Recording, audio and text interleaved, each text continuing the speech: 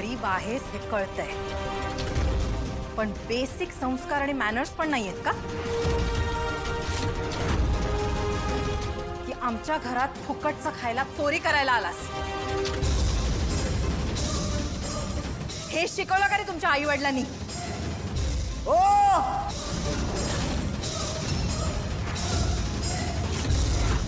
माझ्या आईबाचं नाव घ्यायचं काही संबंध नाही. मी सांगलोय आईबा कसं काय तुम्हाला.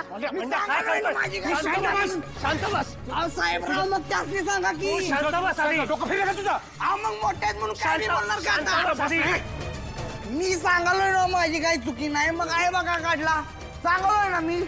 आणि ऋषी भाऊ, मी काय उगाच नाही आलो इथं. मला आमंत्रण आलतं, इथनं फोन आलता. जागा कुठं आहे? जगाला विचारा. जगा फोन.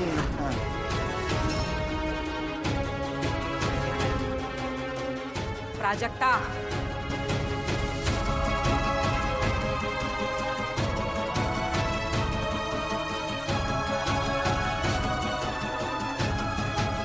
शांत बस, अजिबात बोलायचं नाही.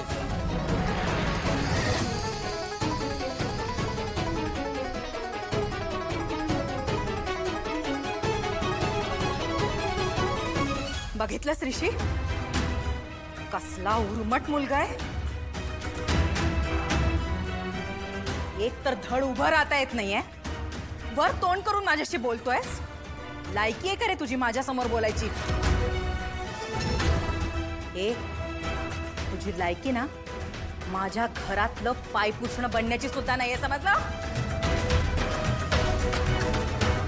माहिती आहे लय श्रीमंत आहे तुम्ही. माहिती आहे पण आमसनी काय किरकोळ समजालाय का? सांगितलं ना माझी काही चुकी नाही. का किडा मुंगी समजालाय आमसनी? असला फुटकावर रुबाब आमच्यापाशी नाही दाखवायचा. हो, तुम्ही किडे मुंगीच आहात. आमच्या जीवावर जगता तुम्ही. आम्ही पैसे फेकतो ना तेव्हा तुमच्या घरात अन्न शिजतं, कळलं? आमच्या घरी काम करता, आमच्याकडून पैसे घेता, वर आमच्याशीच मुजऱ्या करता. सांग ना, का आला होतास तू माझ्या घरात? फुकटचं खायला मिळतं म्हणून? का माझ्या घरात चोरी करायची होती तुला?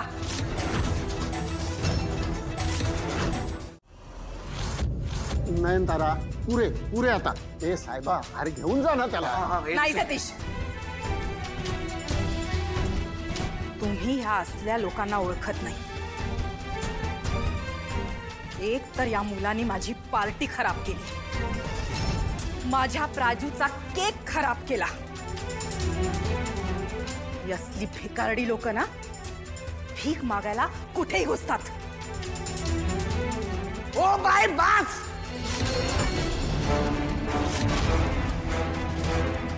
बासा भिकारी नाही मी सांगालोय ना, माझी काही चुकी नाही. भिकारी नाही मी, भीक मागायला नाही आलो इथं.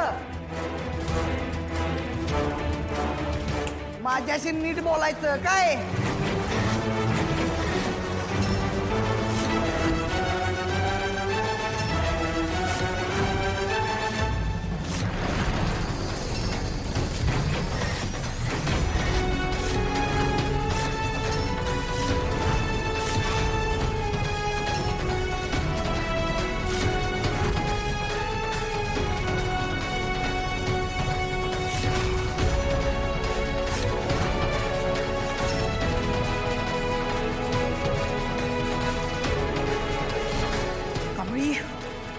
हिम्मत कशी झाली तुझी माझा हात धरण्याची?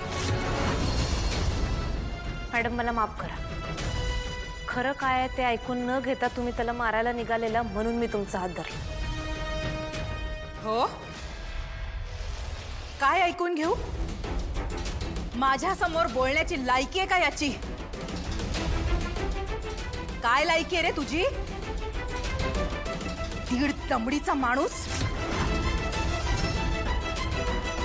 याच्यासारख्या गरिबांची लायकी ना बाहेर चपलांजवळ राहण्याची, कळलं? मॅडम बास.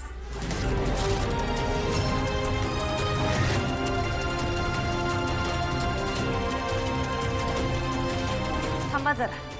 ह्याची लायकी काढायचा अधिकार तुम्हाला कुणी दिला? होय की वय तुम्ही श्रीमंत आहे आणि आम्ही गरीब आहे मान्य आहे, पण म्हणून तुम्ही काय बी बोलाल आणि आम्ही ऐकून घेऊ तर असं नाही होणार. मान्य आहे बंड्या चुकलाय, त्याने इथे यायलाच नको होतं, तुमचं लई नुकसान केलं, सगळं सगळं मान्य आहे. पण म्हणून गरीबाला जगायचा अधिकारच नाही असं तुम्ही नाही म्हणू शकत. तो चुकलाय हे मान्यच आहे, पण तुम्ही आता जे बोलताय ते अजिबात मान्य नाही.